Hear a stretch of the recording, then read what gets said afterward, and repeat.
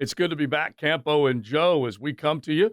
However, you find us on social channels with 1010XL. We love that you guys tune in. Joe C. from XL Primetime, our head coach, Dave Campo, and we are back at it, ready to go. As a matter of fact, you had a little bit of a weekend off. You have to tell people, and I'm going to do something right now, and you're going to have to tell people what you did, because you went back to where you have been inducted into the Hall of Fame.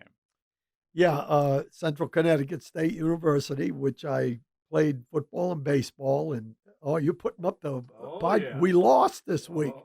Yeah. Okay. All right. Well, you're a Hall of Famer. Well, I appreciate it. Yeah, it was a good trip. Had a chance to talk to the football and baseball team there, and of course the football team won. Mm-hmm. So Very nice. That was nice. It was, and I'll tell you, be honest with you, it looked completely different. The athletes there now look completely different than they did when I was there. So I don't think I could have played for this group. That's how you and I got on the football field back in the day. Absolutely. You were much better than me, but I was a little small, scrawny 140-pounder. Same situation, but it was great. It was a great trip. So. Yeah, that's awesome. That's awesome. All right, now listen, we're going to get into this this game and this season. This has not been a Hall of Fame worthy season, safe to say.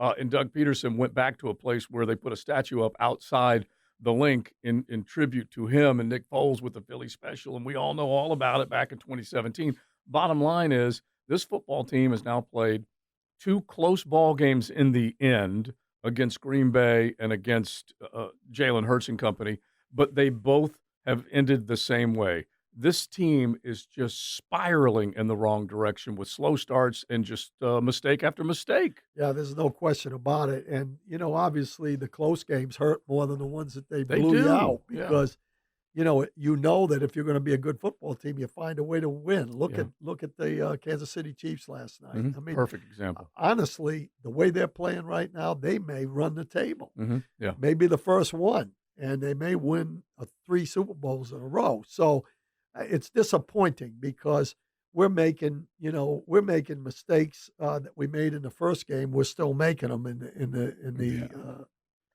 I guess the 9th or the 8th, whatever it is. Yeah, they're 2-7. It's 9 games. 9. And the other agonizing part of this, there's 8 more.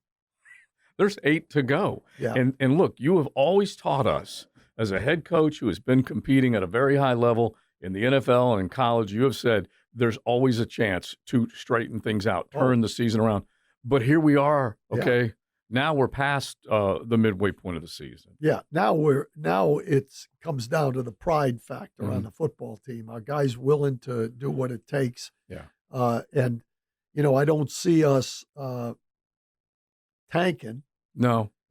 So I think our guys are playing hard. They're just not playing very effectively, and not necessarily doing the things that they need to do to win. And unfortunately, that hurts when you're at the end of a ball game. And I think it's at the point where now you have to start looking at the coaching, and you have to look at the quarterback. Can't help it. Those 2 situations, I hate to say it, because I like Doug Peterson and I love Trevor Lawrence, but there's some things happening that can't repeat. Well, I'll use the other team as an example as we set up this team. That team, Nick Sirianni, the whole storyline out of that game is how he almost blew it against a bad team, which we will touch on. But this thing that's happening in Duval right now, we're talking back-to-back games with absolutely horrible offensive starts, very slow starts. We're talking about pitiful starts. And then in the end, a crucial mistake being made by the quarterback. Start with the slow starts. It's inexplicable, is it not? Yeah, they had some makeable third downs, and they didn't make them. I mean, we dropped 2 balls. Yeah. Now it's not all the quarterback. No, Evan Ingram had an opportunity to keep that one early drive going. Absolutely, and the first one we're moving the ball a little bit and walk a little, and what's his name got hurt. Cooper Hodges got hurt on the left side. Yeah, because Ezra was out. Yeah, Cooper Hodges. I mean, we give up a sack. So it's just things like that are really hurting us. But there all of a sudden now there are some questionable calls. There's some a lack of accuracy in some situations, and some bad decisions. So I'm disappointed. talent-wise, when you come that close to two good football teams, Mm-hmm. there's always a chance that you can get it done next week and then move forward. Right. Well, I'm going to paint a quick picture, and this is the part that does suck. Like you said, I love Trevor. I want him to be successful. This whole town has been rooting for him as the, quote, generational one ever since he arrived here, and he's had his moments. But now these are starting to pile up, and this is not all on Trevor. Everyone wants to get on our case whenever we get on his case. Right. We're not saying it's all his fault. We're saying some of it is. So real quick, Jarian Jones picks off a ball, keeps Green Bay out of the end zone. Right. Sudden change play, which I know you love. Right. Then Trevor throws it to them, gives the ball right back to Right. them. They take it in for a score. Right. Later on in the game, doesn't handle the football properly. Inside, basically his feet were right there at the goal line. Another point-blank opportunity to score. That's 14 points, Coach, 2 touchdowns. Right. Then you go to this game, throwing it behind ETN, Right. and then the other interception that ultimately led to an easy score. That's 28 points in ball games that they lost by 5 points and 3 points. Yeah, and there's another one that really kind of shows, the inconsistency he has, Mhm. is the one that Parker Washington jumped too early or whatever. Mm-hmm. He had the same, not quite the same separation that Trammell had when Right. they hit the deep crossing route, Mhm. but it was the same route. Right. He had separation from the DB, and instead of leading him to the sideline, he threw it like he was going vertical. Yeah. And then he had to jump for it, and he jumped too soon. So it's a combination, but at the same time, that's an accuracy issue. Yeah. And so, that's shown itself here a little bit down the way here. All right, so here are the numbers, and I know Jaguar fans, it stinks to hear it, but this is reality. This is where we are. They come out of the first half, 40 plays versus 18 plays. Yeah. Philadelphia versus Jacksonville. Total yards, Eagles 187, Jacksonville 31. Right. That certainly was a talking point on X throughout the halftime. First downs, 10-1. Right. Turnovers, Jacksonville 2 turnovers. Eagles protected the football. And then the time of possession is ridiculous, 21-26 to 8:34. And by the way, with as bad as all that was, it was a 16-0 ball game. Yeah. So the defense actually started to step up a little bit. Well, they did some. They obviously they did some things that kept us in the ball game, and they are far from playing great as well. But they did do some things to keep us in the ball game at least. And then of course, Trayvon Walker picking up that ball and running it into the end zone gave us a chance to win. So there was some positiveness, even though the ground caused the fumble. It was a true fumble, though. Unless you call hitting the sock. Right. I guess maybe that's a touchdown on that, down by contact, but two. You felt like it was a fumble. Yeah. Yeah. Well, I mean, I don't know. I guess letter of the law, if you touch the guy's sock, I guess he's down. Yeah. I don't know, but it's ridiculous. Yeah. He fumbled it. Yeah, because the interpretation is the ground can't cause a fumble. We've heard that 1,000 times. And also Ventrell Miller may have touched him, and that could have led to him, but he did advance. Well, the ground could cause a fumble if nobody touches you. Exactly. And if it was too close to call, that's Right. the problem. And I love the fact that the refs let the play continue, and then you make your That's the way it decision. should be. Right. And the time between Ventrell touching him and maybe 1 or 2 more steps before the ball comes out, he had reestablished himself is the way Correct. they looked at it. Correct. Yeah. So, look, Saquon Barkley put on a clinic. He did. How many times have you seen the highlight? I'm calling it the reverse Madden Whirlybird. I've never seen that one. That's one of the greatest runs of all time. Oh, I mean, that should be in the annals. Yeah. I mean, when a guy jumps over, and that's great vision because he had just come out of a spin and he saw he was starting to spin again. Yeah. And he saw the guy and he just jumped and opened his legs and went right over the top of him. It was a great run. It was something else. And in the end, I want to get to what you think Ryan Nielsen might be doing defensively, because it does seem like he's made some changes and there's improvement on that side of the ball. You still can't dismiss Saquon Barkley went for 200 yards from scrimmage. Well, he had 160 on the ground. He had basically 159, had 40 through the air. And then Jalen Hurts was also a master. When he needed to take off, he was able to take off and make things happen. Well, first of all, again, this is us right now. Yeah. I mean, I watched the all 22 today. So, you really don't know exactly what they're doing on the back end when you watch TV, Right. because you can't see what's happening down Sure. the field. You don't know exactly what's going on. And it happens so quickly that you don't really see guys not proper gaps and all Mhm. that kind of stuff. Let me tell you something. Watching the All 22, when you watch the linebackers from other teams, Mhm. they're hitting it. Our linebackers are slow reacting, both in the run and the passing game. So you're Ventrell Miller is the only one that really attacks the line of scrimmage. Mhm. And because of that, we've got some gap issues. And some of it is the way we're lining up based on, they could have run the zone read to the open side of the field, to the formation. Mhm. They got into a tight end on one side and three receivers on the other side. They could have stayed in that formation all day and run the same play, the zone read, either give the over ball and or over. take quarterback keep it, Yeah. because they were unsound. I mean, and I can't show it on here, Mhm. but I can tell you our support of who had the quarterback and who had the dive Mhm. was not correct, and they could have stayed in that all day. I guess my point is our players are making some mistakes, but now you have to start looking at the coaches as well Okay, a little yeah. bit here. Okay, so this is the thing that drives us all crazy, and we have said it on our show, we've said it on our Campo and Joe podcast. It's the chicken or the egg. Is it the coaching? Is it the player development? Is it the player that they selected originally? You can come up with all sorts of things. Are they all dialed in? Are they listening? Are they tuning the coaches out? But what you're saying is a very good point, that their read and recognition is slow. And coaches have to drill down on that and make Right. sure that they're in the right spot Yep. and also make them accountable. Absolutely. I don't know what they're doing. We don't know that they're not Right. making them accountable. Right. Okay. They're in the locker room. Right. But You I know, I guess the only reason I'm saying that is because the performance level is still where it's at. Yeah, and again, I mean, you can look at it on both sides of the ball if you want to talk about the coaches. I've been very, very reticent Yeah. about talking to coaches, but Sure. after 3 wins and 12 losses, Yeah. going back to last year, Yeah. you have to kind of look at, the things.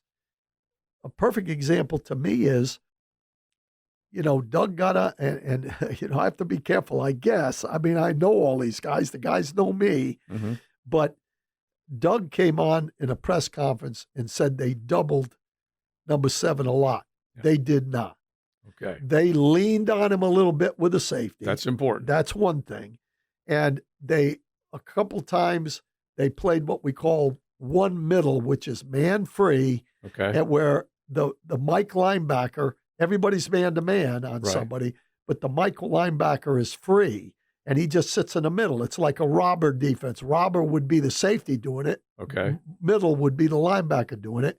So they run number 7 shallow so many times that he covered him one time. Mhm. He came inside. It's like a double because he picks up the crosser coming Okay. underneath. All right. My point is, they're not, if you think they're making a specific situation to get the ball to number 7, Mhm. no way. And coach, the first time you actually saw him have the football in his hands, he was close to the line of scrimmage instead of getting him down the field. That's what I'm talking about. They're running him What on. is that? Well, they're trying to get if you watch this offense, they're trying to get the corner routes Mhm. from the slots, whether it's number 17 or whether it's Parker Washington or whether it's Trammell or whether it was Kirk, whatever it is. Right. And what they're doing is they're running what we used to call China routes. Okay. The outside receivers coming down and hooking up at about 5, Mhm. trying to hold the corner, and then the inside slots running the corner route, right? Mhm. Well, number 7's the guy running the China. He's the one that's running underneath. He ain't running a corner route. He needs to be going that way. He's the guy that should be running a corner route Yeah. or a takeoff or a comeback or Right. whatever it is, but they're not featuring it. Okay. So to me, that's a mistake in my mind. They're doing And- a lot of short stuff. The quick screens to him, Right. that's the same principle, but at Mhm. least he's getting the ball. Exactly. But he's not getting the ball downfield. And when they run the dig routes, they're not waiting for him. And They're throwing underneath. They're Yeah. not waiting for him to run the dig routes, the inside breaking routes. And by the way, I don't mind at all if they set him up short to make him to where he can go long. Right. Pull him in, pull him in, pull him in. Yeah. But you have to be successful with those plays Yeah. instead of them being incompletions and it turns into punts. Yeah, it really the whole thing about defense is that the underneath guys are setting up the deeper guys, Mhm. whatever it is. There's somebody underneath, somebody's coming deep. Mhm. And a perfect example of playing it correctly was their middle linebacker, number 53, Mhm. when they ran that first corner route to 17. Mhm. And he ran all the way from inside and cut it off and knocked the ball down. Mhm. We're not doing that. We're Yeah. not recognizing, they're running this, so something is coming behind them. Mhm. And so to me, you're starting to look at the coaches. You're starting to say You can't help either it. they don't understand it or they're not very good, one or Right. the other. Yeah, they're not doing it well enough. Yeah. And we can go down the line, and you mentioned the fact that Kansas City may run the table. Kansas City's doing it in the ugliest of ways, but they're still assignment rich when it comes Right. down to And finishing. making. Yeah, And exactly. finishing. There you go. There you go. That's the mark of a champion. And it's so funny because if you look at Andy Reid and Doug Peterson and you put them up, and I was thinking about this last night watching Monday Night Football, Doug is what you would consider not a happy-go-lucky guy, but not an over-the-top tyrant. He is not in players' ears reading them the riot act. He wants to set them up for success, and he doesn't raise hell. Andy Reid is the exact same guy, but Andy Reid and that whole operation Right. looks like it's running a hell of a lot, and of course it's running a hell of a lot smoother yeah. than this one. And I think, if you look at some of the offenses, they're a little bit more intricate and stuff, but I don't go over the top with that because you have to be able to execute. There have been some comments made that defensively they were doing too much stuff. Okay. Well, unfortunately, in that last that 2-minute drive Mhm. at the end of the half, they played cover 2 all the way down the field. So after a while, the offense knows you're in cover 2, so Right. they attack in cover 2, and then they got inside the 20. They went to quarters, Mhm. but when they went to quarters, the line was in a pass rush mode Right. on that 3rd and 17, and they were overshifted to one side, Yeah. and they handed the ball off, and It it was- was a soft quarters, and nobody was able to catch the guy, and he runs 17 yards Yeah. for a touchdown. So it's just not sequence. It's just not together. Everything's not together right now, and that's what happens when you lose at the end. That was the hurt spurt for big yardage on that one Yeah, instead of at the 1 yard line. 17-yard touchdown. Yeah, and so it drives you crazy. You go back and you look and you think about it. They stopped a couple of 2-point conversions. They forced him in some bad decisions. Like we said, Nick Sirianni is a guy that's being second guessed left and right now. But the one thing, and we'll at least kind of sum this up this way. Trevor Lawrence is still making bad decisions when it comes to letting go of the football. Yep. Doug Peterson basically said that play was not an option or a read. It was the play, the one to Dearness Johnson, which just drives me crazy. I guess I'm getting frustrated because, first of all, he shouldn't have thrown the ball. Yes. Second of all, if he threw it, he should have thrown it back shoulder because Exactly. the linebacker was over the top of him. Give him a chance to be out of bounds or only catchable not by jump. Yeah. Okay, but there's a third thing. Why not cut the split of X Mm-hmm.